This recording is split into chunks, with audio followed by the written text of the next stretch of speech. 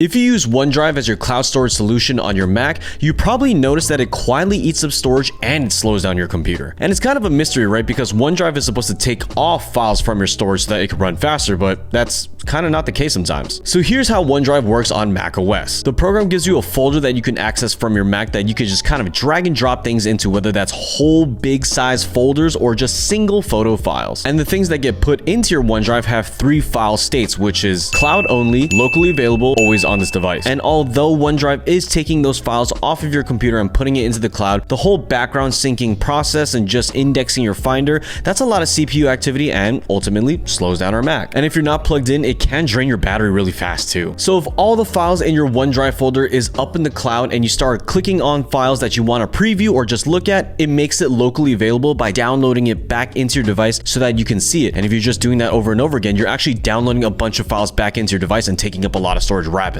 And that is the hidden storage problem. So make sure from time to time you right click on your OneDrive folder and look at Get Info so that you can see how much storage is on your device and in the cloud. And if you want to start pushing these locally available files back into the cloud, you can right click it and click Free Up Space. Now, doing what I just said is a manual way of cleaning up your OneDrive folder and getting stuff off of your Mac. But as your file count gets bigger and bigger and accumulates over time in your OneDrive, doing it manually gets really complicated and very time consuming. Because there is the version of making your files cloud only so that it doesn't take up space on your Mac, but it's still taking up space in the cloud. And then there's the version of just deleting it completely so that it's off your Mac and off the cloud. And then you just have to sit there and manually sift through all the files and just determine what should always be on your device, what should be locally available, what should be cloud only, or what should be completely off of our Mac. And that is all too complicated and time consuming, which is why I recommend this program that I use all the time called Clean My Mac. This program really does make your life a whole lot easier, especially in cloud cleanup. So I can connect my OneDrive account to the cloud cleanup feature, and it scans synced OneDrive folders, identifies large or unnecessary files, and cleans up cloud clutter more easily. It can show me things that I haven't accessed for a very long time, and it can even index things by file size. And it makes this whole process that I just mentioned a whole lot easier because it's all in one place. So I really recommend Clean My Mac, and if you want, there's a download link in the description box below if you want to start a 7-day free trial or just buy it outright.